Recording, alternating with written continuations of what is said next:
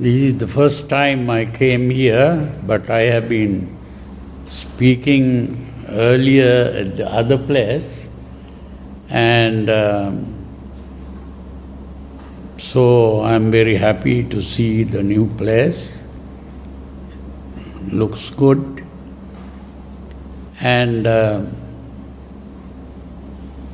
today the topic that we are going to speak about is a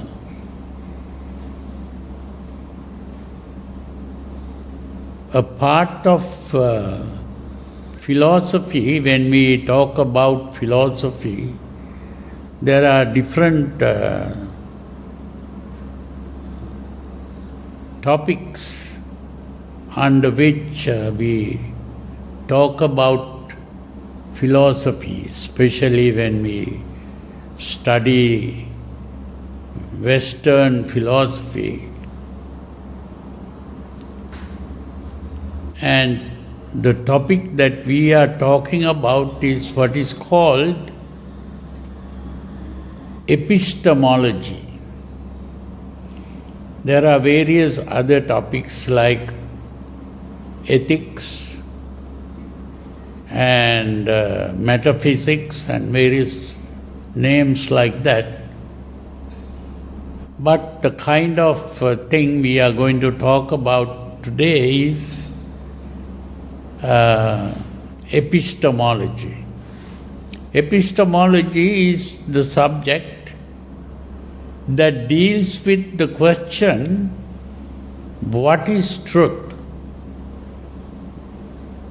So, different philosophers in the West have been talking about truth. What is truth?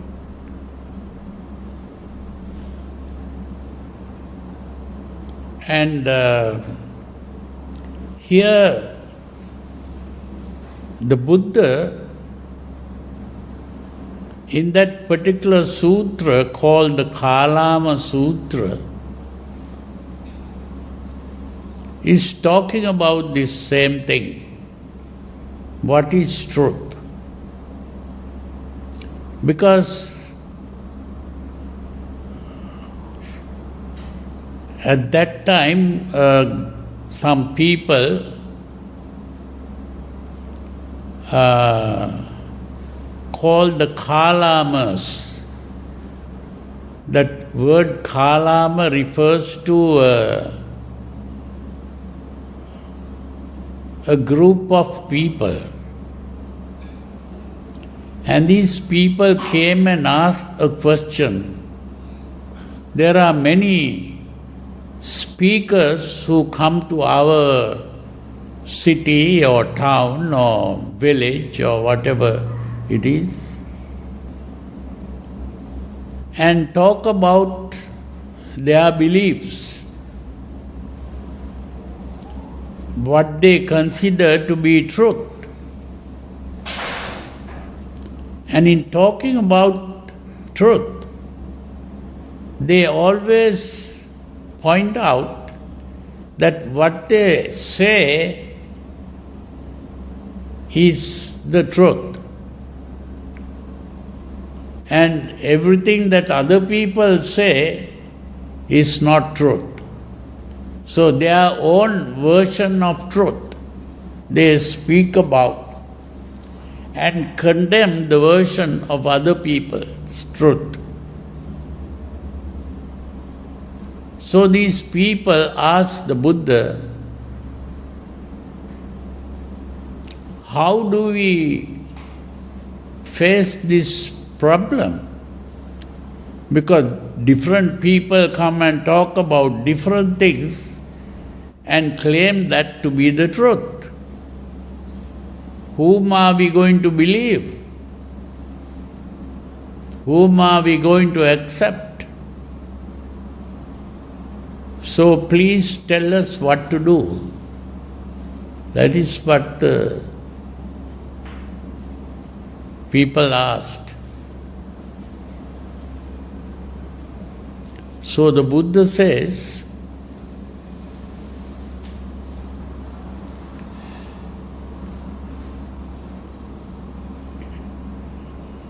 it is good to doubt. You don't believe any of these things and you are doubting them. To doubt is to ask the question, is it true or is it false? That is the meaning of doubt. And he says, it is correct to doubt about doubtful matters. That's a natural thing to doubt. I don't ask you to believe any of those things.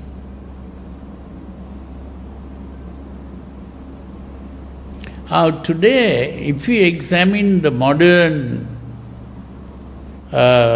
philosophy, especially the philosophy that is presented in the West, they point out that philosophy begins with doubt. So it's very important to understand that. Because from ancient times, people really begin to live in groups.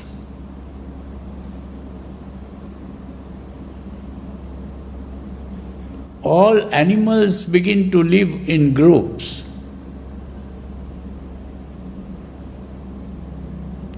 If you see birds, they are in a group. If you see monkeys, they will also be living with other monkeys. Even cattle, they begin to live with other cattle. So you see this tendency to live in groups is there even for the human beings.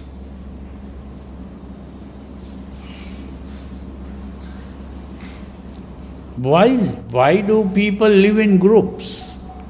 Why do animals live in groups? Because every animal feels insecure. Every animal feels insecure. To be alone means that some other animal might come and eat this animal. So one animal becomes the food of the other animals. That is the world.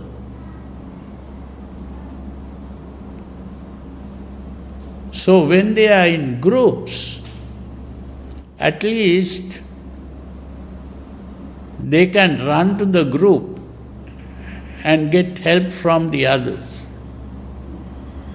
So when they are in a group, it is difficult to catch one animal, but then somehow they do catch one of these animals, like a lion or a tiger might come and jump into a group and get hold of one animal, and that becomes the food. It's not only lions and tigers, but even other animals who are called carnivorous animals, they are all living by eating other animals.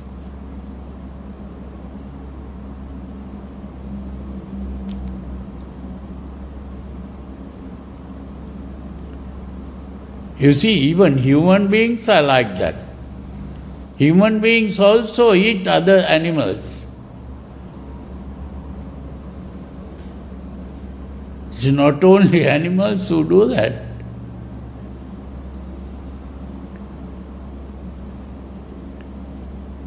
So this is the insecurity of life.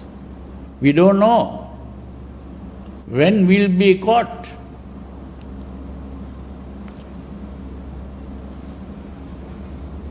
Our human beings don't eat other human beings, but in ancient times even that kind of thing had happened. Now they don't eat other human beings, but they do a different thing. That is what is called exploitation. One human being exploits other human beings.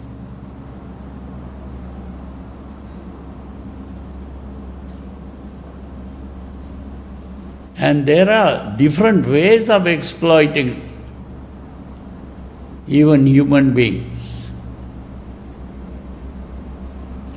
Even when you go to do a job, it's very important to see that you are being exploited. Other people may be paying you for doing the job.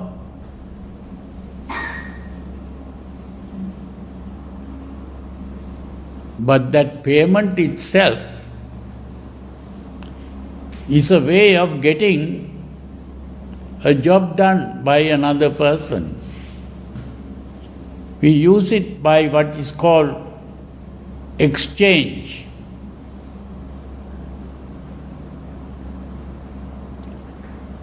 You do a job for me and I give you something for that. That's an exchange. But even in that exchange, I will be exchanging in such a way that I gain from that, and you may be losing to some extent. You see,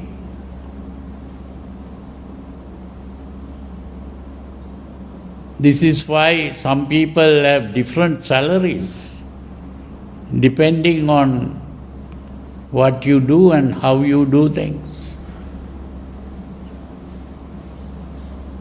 But still we have what are called companies. A company is also a gathering where people get together. So what all this means is, there is a certain insecurity in life.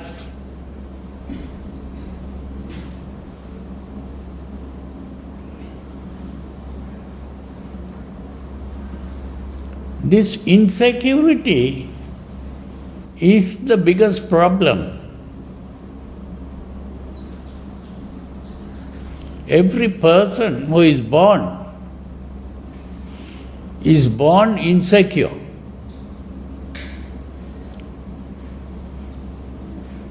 Now, when a small child is born, what is the first thing that the child does? The first thing, most of you who are mothers or fathers know what the small infant does. The moment that infant is born, the first thing that they do is to cry. Why is that? Crying is expressing the insecurity. We start with that. Because inside the mother's womb, that infant was quite comfortable. The moment that infant comes out, it is very cold outside, because inside was warm. It's not only cold, people begin to touch this child. And touching is also an uncomfortable thing. And then when you open your eyes, light comes up. This was not there inside the mother's womb. And that is also a very uncomfortable thing.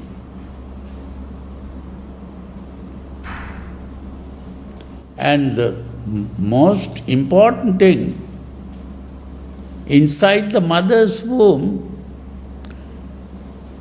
this infant didn't breathe. Now you have to start breathing. That is also a difficult thing. So, lot of difficulty the moment you are born, the insecurity. But after some time, that child begins to get used to this, and sometimes you see the child smiling. But you see, somehow, as the child grows up, out of all the other animals, this human child or the infant remains helpless for a long period.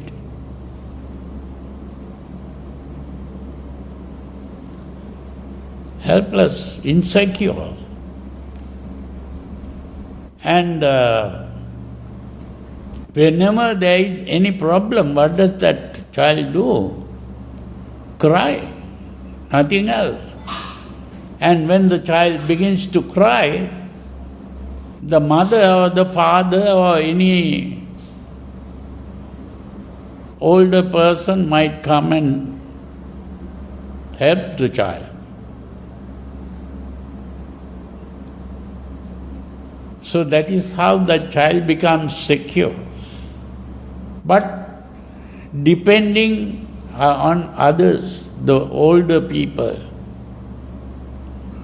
and if the mother or father didn't look after that infant, the infant would die.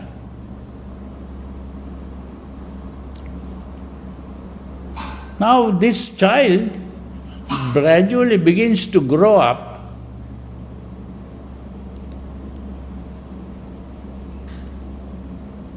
and gradually this helplessness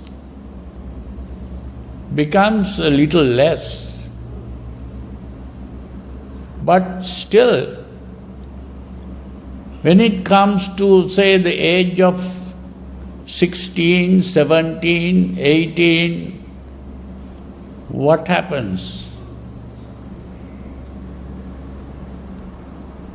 When the child has grown up, whenever some difficulty comes up, what does the child do? Can the child now cry and get help from the parents? Now this adult begins to realize that the father and mother are as helpless as himself or herself. Now where can they run?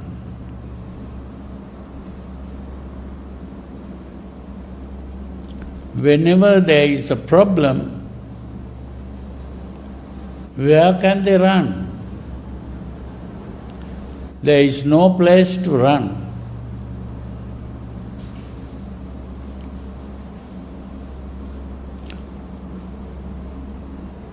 Because these people have been living in a group, that group, every group has provided a method of helping an individual. What is that? That is what is called religion. That religion has provided a powerful person. Who is that powerful person?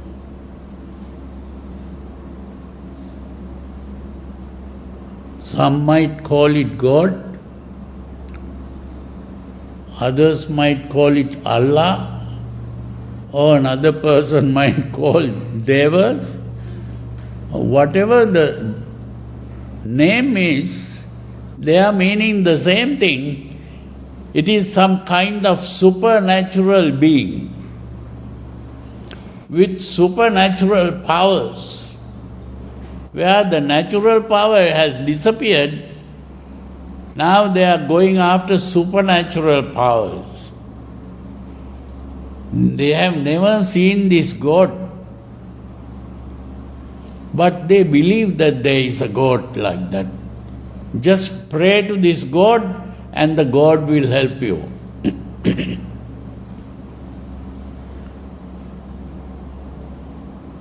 Even if a person asks, have you seen this God? I have not seen, but God is there. That belief itself is providing the feeling of security. This is why even with all the advancement of modern science, people have not given up the idea of believing in supernatural beings, either in the form of gods or in the form of devils.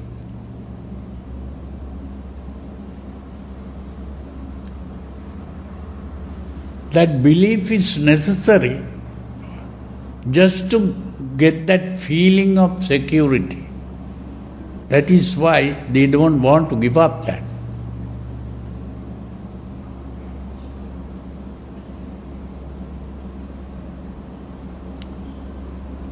You see, this is why some psychologists like Sigmund Freud pointed out that religion is a collective neurosis. It is a kind of mental sickness which is shared by that whole culture. That is why it is a collective neurosis. Karl Marx called it the opium of the masses, because opium is also something that people take, like alcohol, to forget about the problem completely.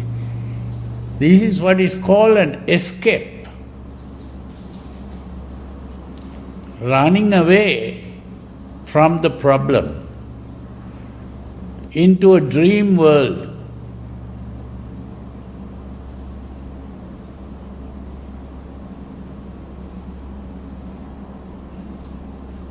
This is why Prince Siddhartha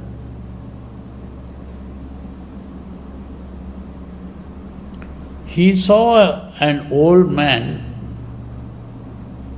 he saw a sick person, then he saw a dead corpse.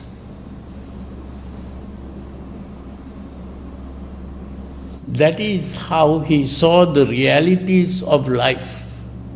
The reality of life is that people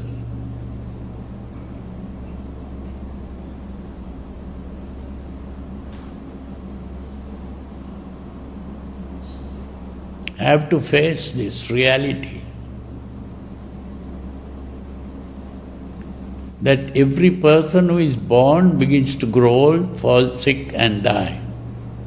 This is the reality of life. And because we are not willing to accept that reality, we begin to cry and lament about this. Now the important thing is,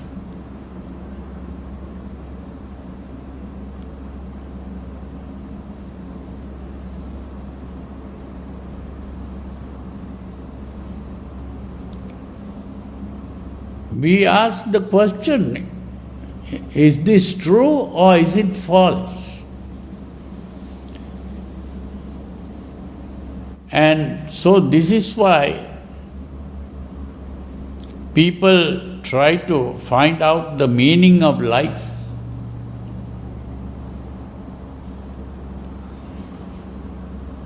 He was reading a book by also supposed to be a psychologist.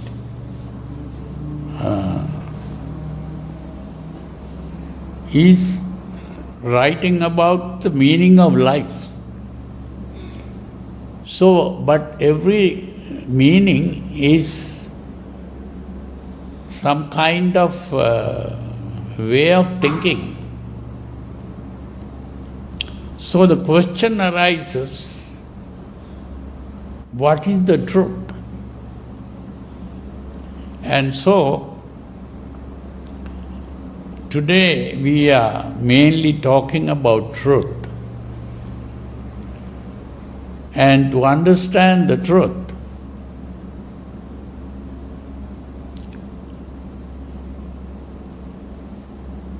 the first thing that happened in the history of philosophy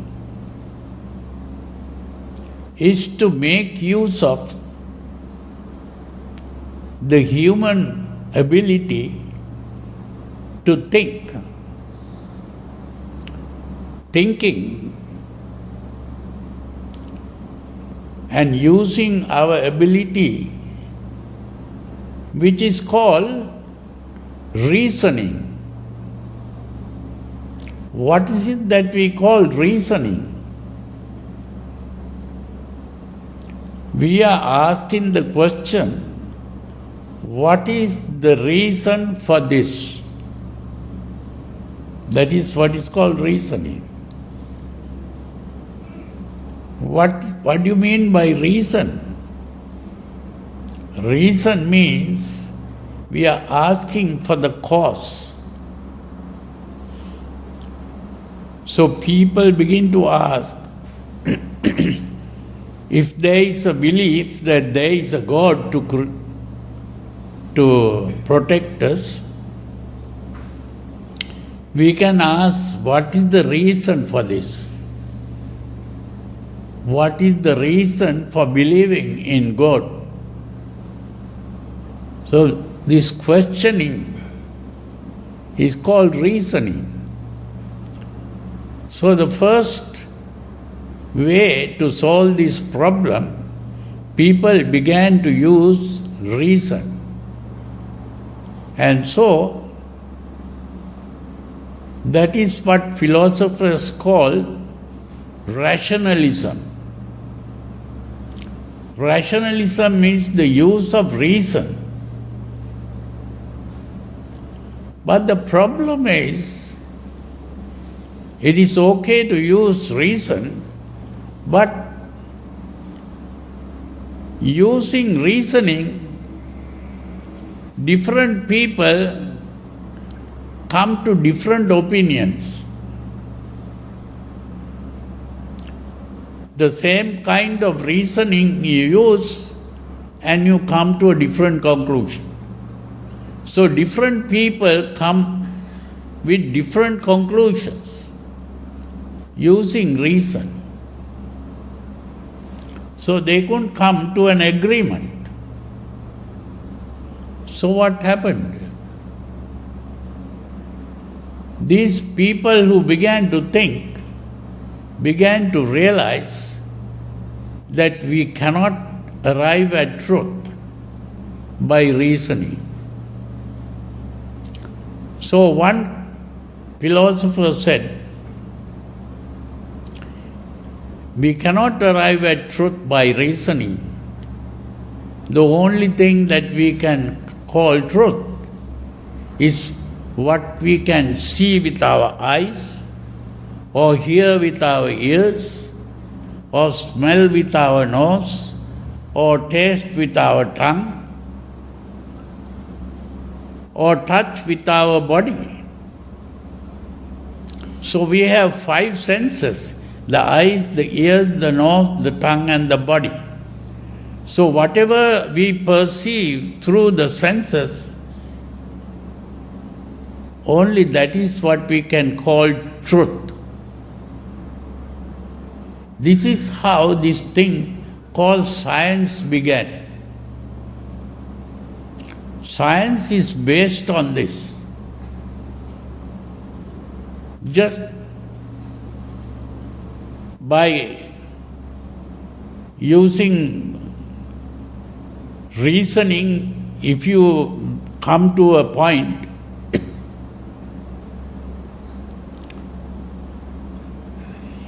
the scientist doesn't accept it. It has to be verified through experimental observation. So experimental observation is using the eyes or ears or nose or tongue and the body to touch.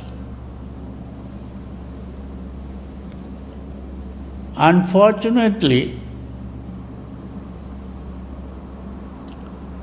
one scientist comes up with something like Isaac Newton. He saw that when you throw a ball up, it comes down. Why does it come down? He thought it was due to a force called gravity.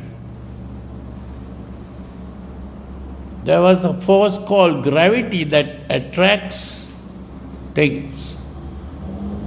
That's why you can't throw it up and it won't go up.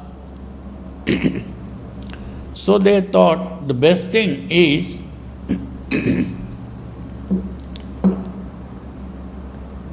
to understand that there is a force called gravity.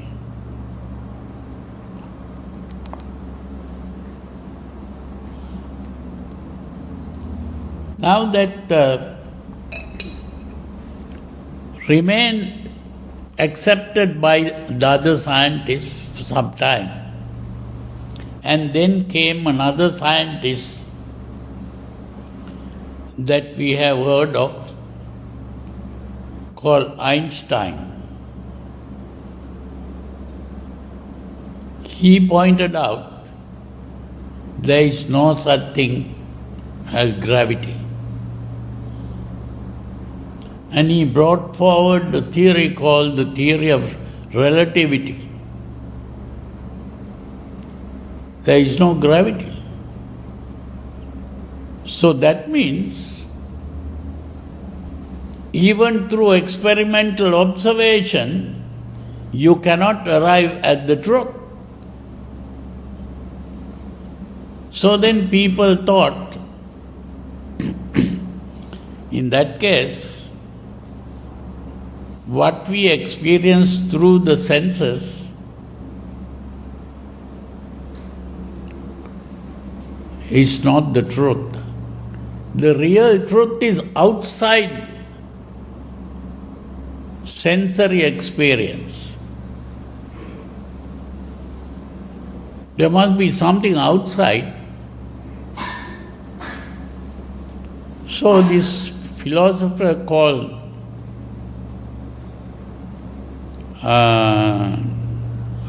Immanuel Kant, he's the man who said, there is no what we perceive through the senses is not the truth. The real truth is outside the sensory observation.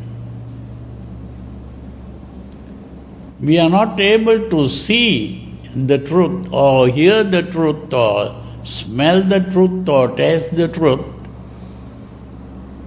but it is there outside.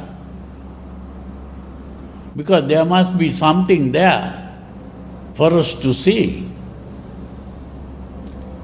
So he spoke of two things, what he called the phenomenon and the noumenon. What is outside that cannot be seen is the noumenon. what we see is the phenomenon.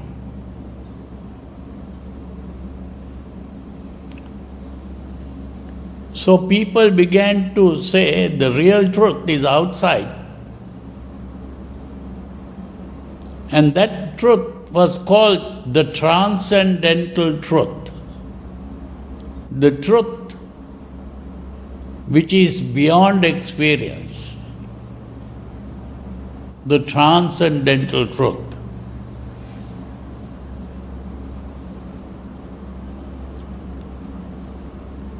So there were other philosophers who thought about this, like you may have heard of Bertrand Russell. This person said, we cannot accept that. Why? Because if you talk about a transcendental truth, you may have not seen that, but still that is an idea in the mind. It is still inside you. What is outside the experience you cannot know. So if you talk about something outside the experience, still it is an idea in your mind. So we cannot get out of this.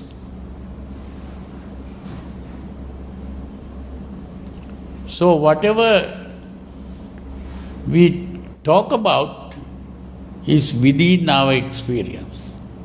It is not outside. So he began to say that whatever we call truth is an idea. And not only that, it is expressed in a language. And if it is expressed in a language, it is a statement. And a statement comes in the form of a sentence. So, we can only talk about sentences, and we can analyze sentences to find out whether the sentence is a meaningful sentence or a meaningless sentence. If we talk about something that we have never seen or heard or smelt or tasted or touched, it is a meaningless statement. If we talk about something that we have seen or heard, then it is a meaningful statement.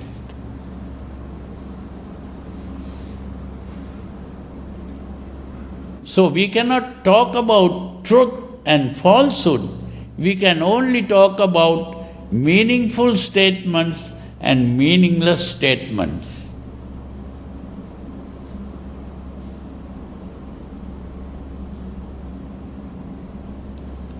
These are called the linguistic philosophers because they are talking about language.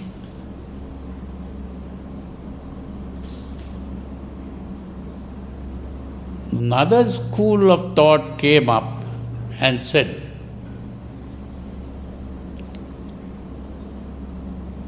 all these philosophers are talking nonsense because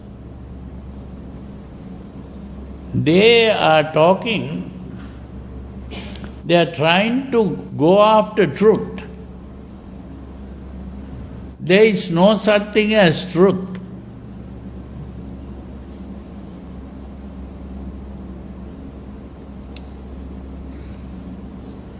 And the purpose of human thinking is not to discover truth. The purpose of human thinking is to solve problems. So if a person can provide a solution to a problem, it can be verified. And if we can solve the problem using that method,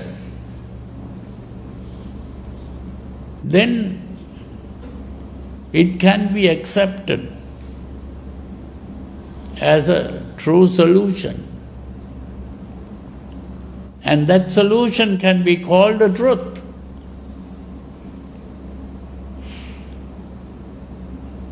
Because it solves the problem. So it can be tested to find out whether it solves the problem. Now, if it solves the problem, it can be called truth. But the solution of the problem is also something that is good.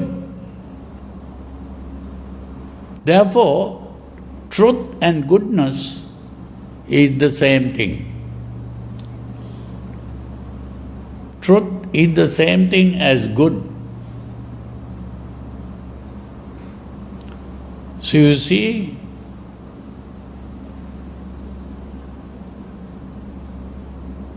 so the philosophers came to that point.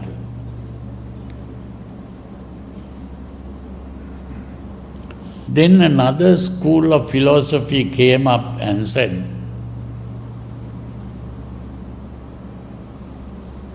these philosophers are just trying to solve useless problems. There is only one basic problem that needs solution, which is the main problem in life. And that problem is that every human being is aware of one basic thing, that human being exists. Everyone thinks, I exist. That existence is the basic human experience. But at the same time, every human being is aware that he is going to die. Every human being that is born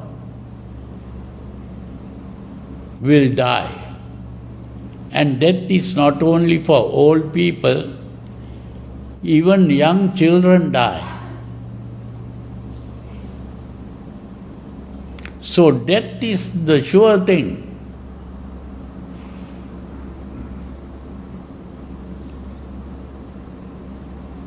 And that death, no one likes to die.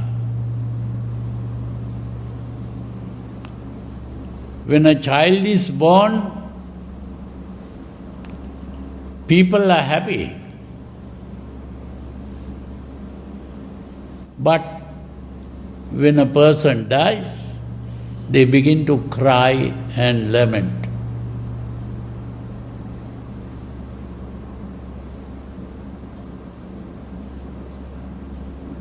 You see, they don't realize that birth and death are the two ends of the same stick, which we call life. Life begins with birth and ends with death. And in between, what you get is what is called aging. From the time you are born, you are approaching death. And that is the aging process. This creates fears, worries, anxieties. That is the problem of life. And this is the only problem, the basic problem that needs to be solved.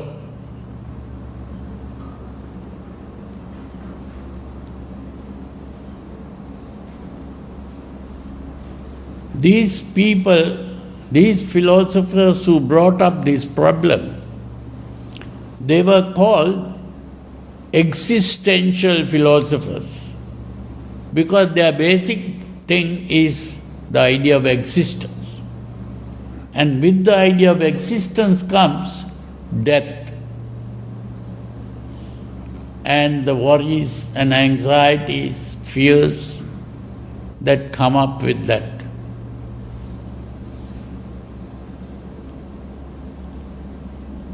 And one existentialist was that man called Kierkegaard.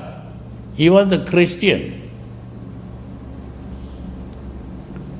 And he came to the conclusion that the human mind is not able to solve this problem. So the only solution is to take the leap of faith and pray to God to solve the problem. That was his solution. But there were other existentialists who didn't believe that. They said, we can't accept the idea of God.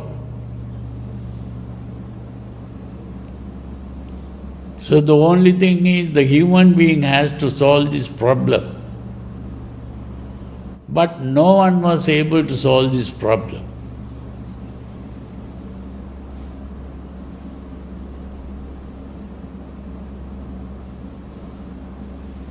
But it was the Buddha who really solved this problem. How did he solve the problem? Did he find a way of not dying? Because death is the problem. Did the Buddha die? Or did he not die? It is very important to understand that.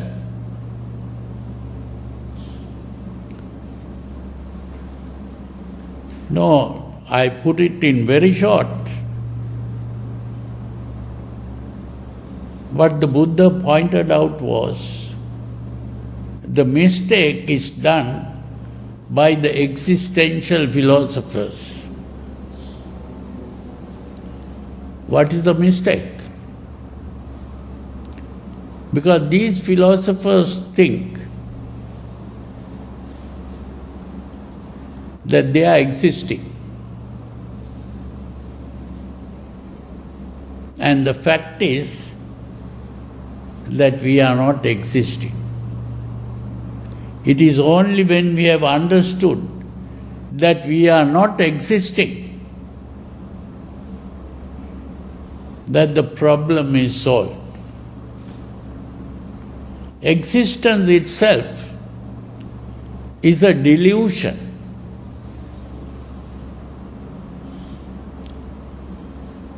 It is only a dream. We are only dreaming that we exist.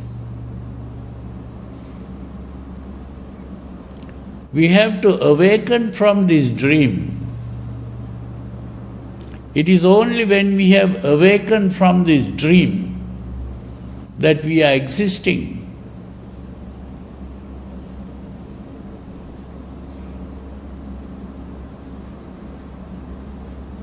That we solve the problem of existence.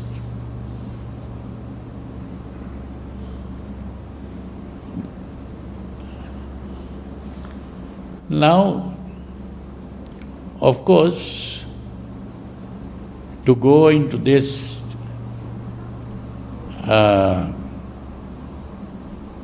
further, we have to go into a long discussion.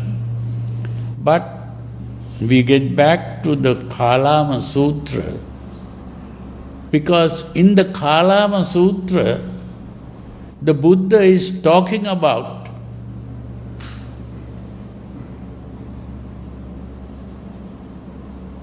this problem that modern philosophy has introduced. Because these people came and asked the Buddha,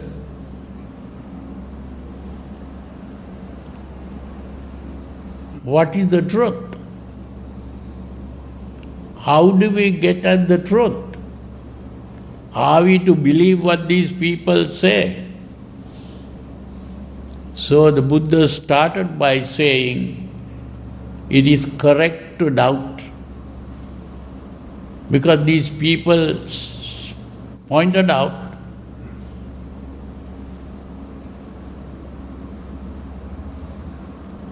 the philosophers were saying that philosophy begins with doubt.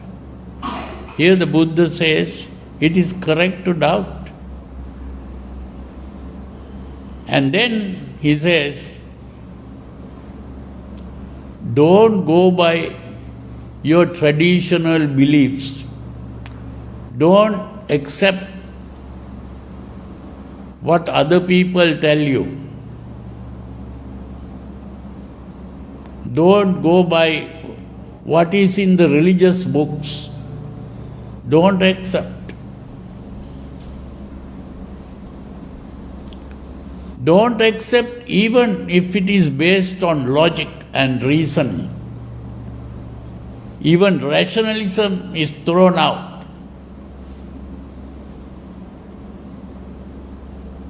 Then he points out, don't believe it because the philosophers who thought that what is perceived through the senses is the truth, that kind of philosophy was called empiricism. So here the Buddha points out, don't accept, even because you have seen or heard or smelt or tasted or touched. That is given up empiricism. And then he says, don't accept it because there are some people who say, I can see through my extrasensory perception. Going beyond the senses, I can see through some special psychic powers, I can see the truth. The Buddha says, don't accept that. Because even that is what is called transcendental truth or transcendentalism. That is also rejected by the Buddha. Then he says, even if you have faith in your teacher, don't accept it just because your teacher said so.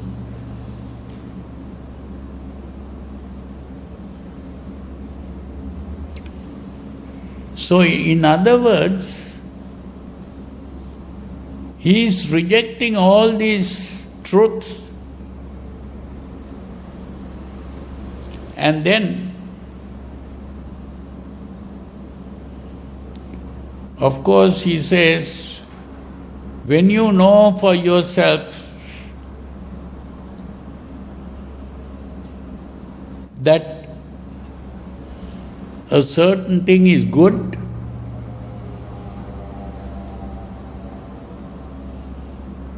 or certain thing is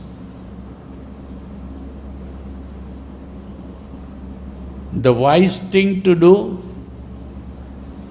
or when a certain thing is done, it has happiness coming from that.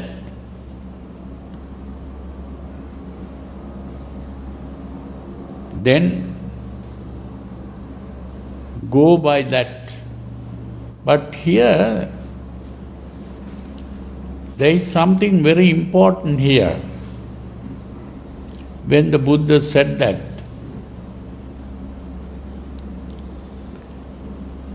there was this psychologist called Sigmund Freud. He pointed out that there are three parts of the mind. What he called the id, the ego, and the superego.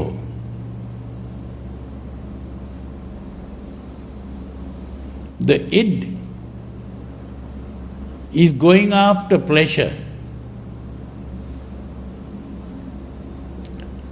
That is a part of the mind that is always seeking pleasure and avoiding pain. Seeking pleasure and avoiding pain. That is what he called the id. There is another part of the mind that is guided by logical thinking, reasoning.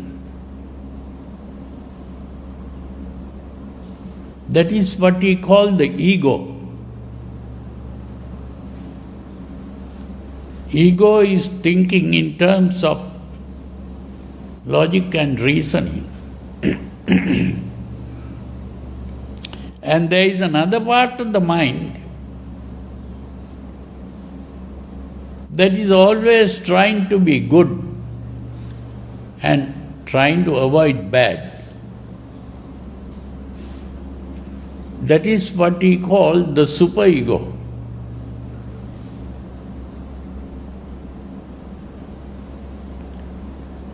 You see, now here, when the Buddha says, when you know that a certain thing is good, so that means there the Buddha is talking about using the superego, because the superego is always trying to find out whether it's good or bad. When you know that when a certain thing is the wise thing to do, that is what the ego is looking for. The ego is always thinking that this is the wise thing to do. This is using logic and reasoning. And then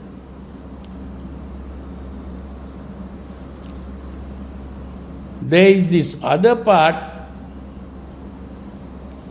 that is trying to find out whether it is bringing pleasure or bringing pain. That is what is called the id. So here the Buddha is using these three parts really. Here the Buddha, now the question arises whether the Buddha ever speak about the id, ego and superego.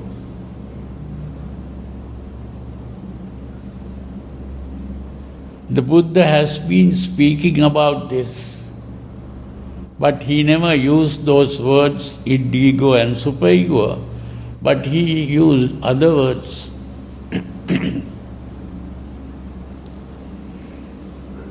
There is a word called upadana that the Buddha used.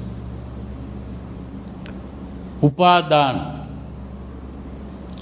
And he spoke of 4 upadanas.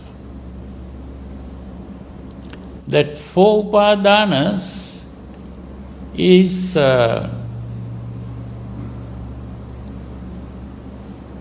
Kama upadana, Ditti upadana, Silabbata upadana, and Attavada upadana.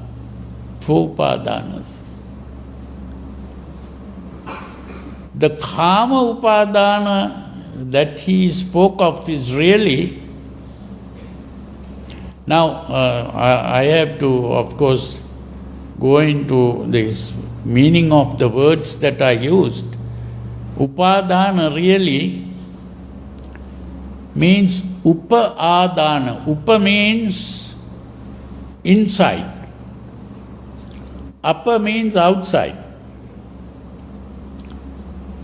So Upa-adana means to take. Now we have the word Adinadana. Adinadana means to take what is not given. Adinna means what is not given. Adana means to take. To take what is not given. That is what is called either robbing or stealing. You see, Upa-adana. So you are taking in, that is the meaning of Upa-adana. Upa means inside, adana means to take. Taking what is inside or taking in. The real meaning of taking in is to make something mine. This is mine. Now if I take this cup and say this is mine, that is Upadana.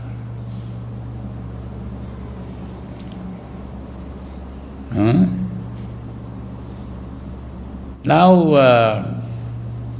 in this Upadana, we are taking in things which is, I use the word personalize. You know what personalize means. Now, if you go out to buy a pen, that person who sells you the pen might say, "Do you like your pen personalized?" What does that mean? That they will engrave your name on the pen.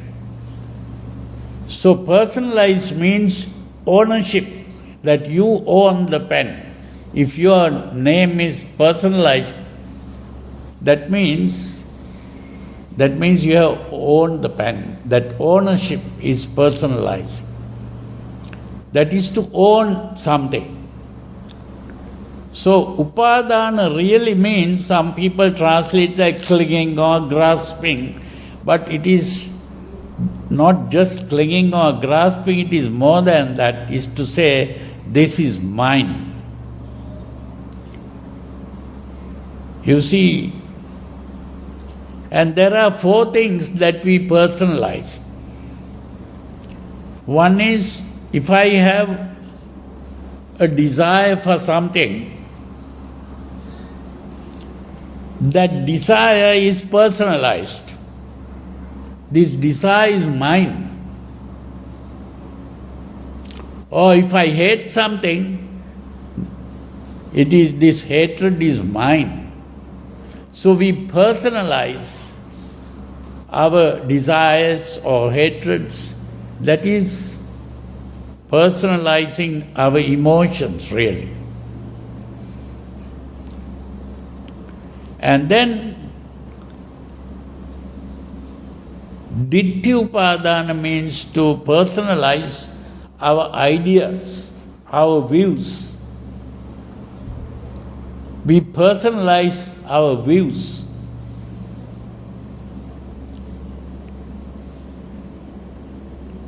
Then we also personalize our sense of right and wrong, good and bad. That is personalizing the Kamopadana, Dittupadana, Silabbata Upadana. Silabbata. Sila means to avoid doing bad is what is called sila. Now, in the 5 precepts, if you observe the 5 precepts properly, that is called sila. That is, you are avoiding bad behavior. So sila is to avoid the bad things. And bata is to be doing the good things. So you do two things. One is you avoid the bad things and you begin to do the good things. And before you do that, you have in your mind the idea of what is good and what is bad.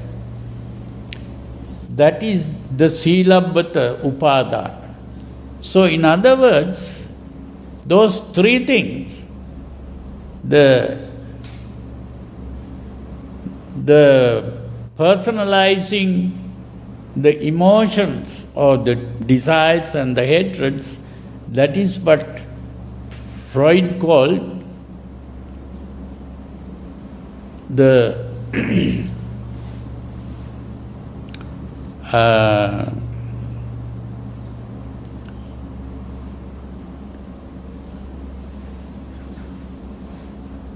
what are those words that I used? The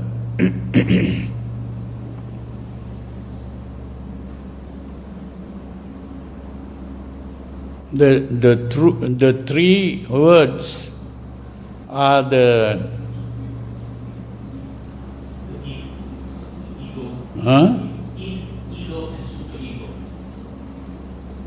Here? The ego and the superego. Yeah, ego and superego. That's right. The id is the Kama Upadana. Kama Upadana is the id. And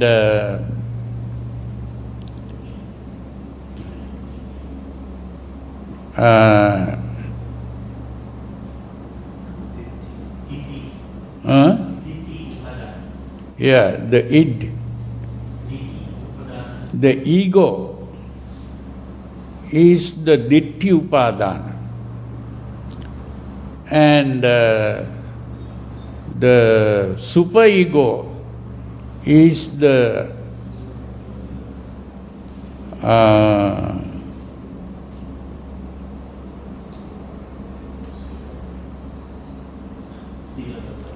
Silabbata Upadana. So this is very important to understand. But there was a fourth one that the Buddha spoke of, and that is what is called Attavada Upadana. That is the personality perspective. That means we are thinking of a self.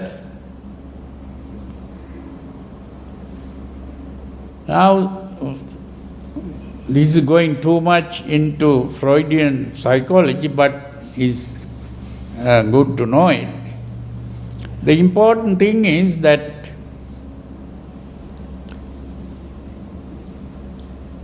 what Freud thought was these three things are going against one another. So when the mind is properly normal, these don't come in conflict. So he thought these are three parts of the mind, which is the three parts of the self. And they are all three parts of the self, and the three parts must be united instead of one going against the other.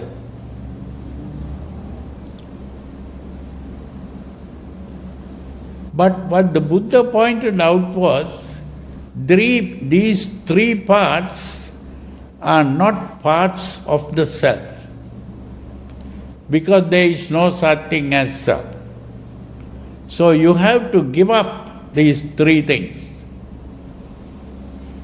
It is only by giving up these three things that the conflict is resolved. So this is why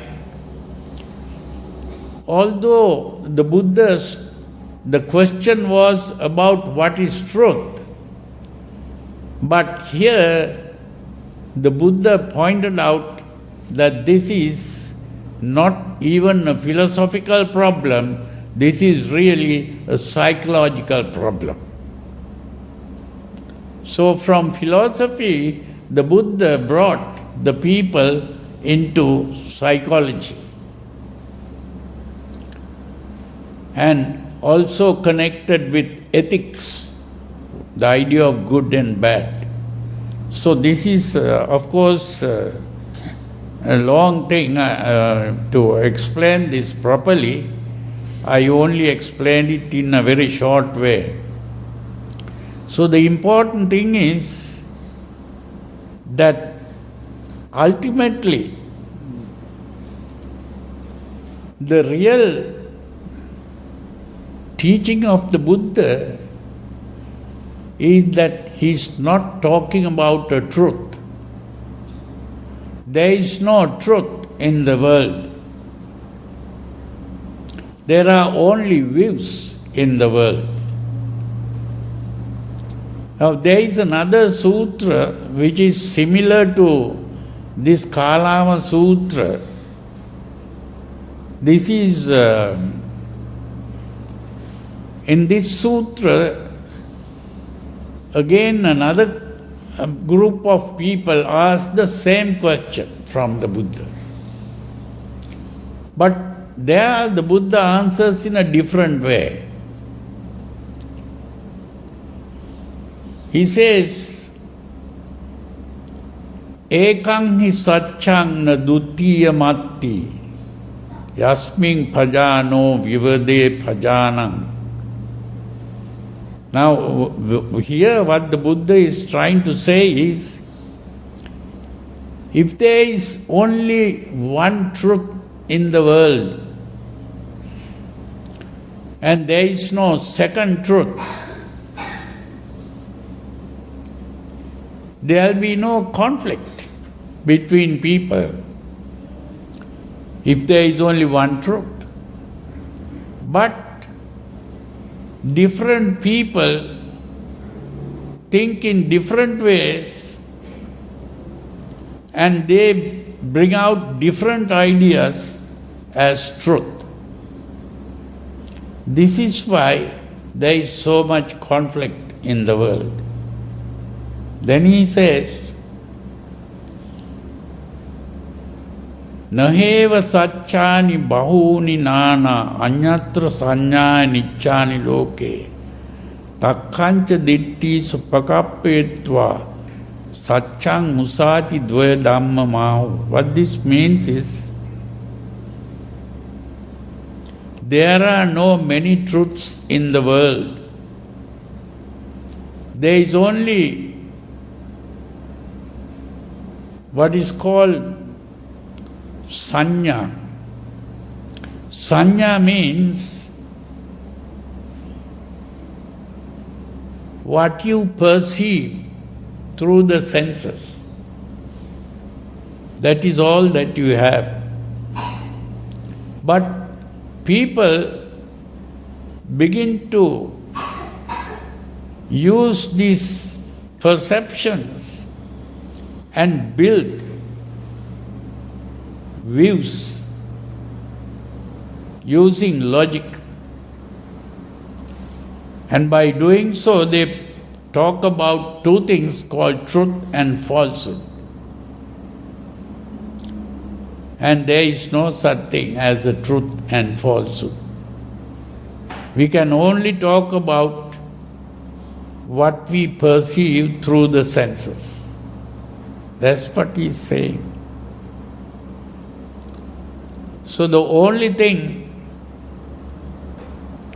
is, instead of talking about truth and falsehood, we can only talk about problems and solutions.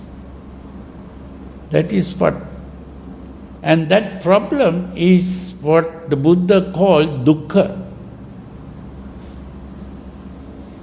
And the solution to this problem is what he called what is today called the Noble Eightfold Path. So he gives a solution to the problem. And that solution is what I call a paradigm shift. This is a very interesting word, paradigm shift. That means a paradigm is how we see the world, how we think of the world and how we think of ourselves.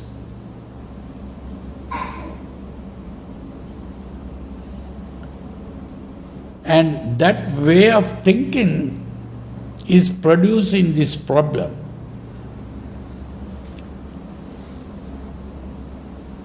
And so the Buddha's method of solving the problem is to start thinking in a different way. So these two ways of thinking is one way is what is called existential thinking. These existential philosophers were thinking of a thing called existence. What we really have is what is called experience. Now, experience means when we see something, seeing is an experience. Hearing is an experience. Smelling is an experience. Tasting is an experience. Touching is an experience. When we experience,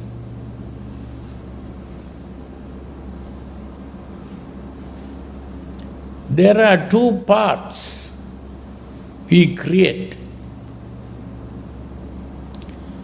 The two parts are called the subjective and the objective. You see, when I see this cup, the cup is an object that I see. But there is also what is called seeing. So there are two parts, the seeing and what is seen. The seeing is a subjective experience. What is seen is an object. It's an objective experience. The subjective experience, I personalize and say, this is mine. The seeing is mine. The object is something outside. So that is called alienation. The subjective experience is personalized and the objective experience is alienated. So when these things are, one is personalized, the other is alienated, I am also creating these two as existing. The cup that I see is existing. And what is mine becomes myself. So I am existing and the cup exists. And when I exist and the cup exists, I am creating a relationship between myself and the cup. The relationship can come in the form of a desire, or it can come in the form of a hatred, or it can come in the form of a fear, or it can come in the form of a worry. That relationship is the suffering.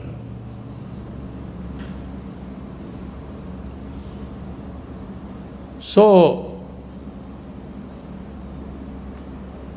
the moment the existence comes into being, the relationship occurs and the suffering comes into being. Now, if I look at it in a different way and see it simply as an experience only, seeing is an experience. I don't have to personalize the subjective or alienate the objective. If I look at it only as seeing as an experience, there is no personality here. There is no existence here. And to change from existence to experience is to think in a different way. That is the paradigm shift. And it is by doing that paradigm shift that the problem is solved. Of course, this is not an easy thing to understand fully. But this is the awakening from the dream of existence. That awakening from the dream of existence is what the Buddha achieved. That is why he is called a Buddha. The word Buddha means one who is awakened. Normally people are sleeping. They are sleeping and dreaming that they are existing. So it is only when we have awakened from that dream and we realize that there is no existence, that existence is called bhava, and the freedom from existence is bhava nirodha. So this is why the Buddha says bhava nirodho nibbana. So what is called nibbana is the freedom from existence. When we have become free of existence, all suffering comes to an end. So this is not an easy job to understand that fully. So at least we have understood it to some extent. That is what ultimately the Kalama Sutra is trying to point out.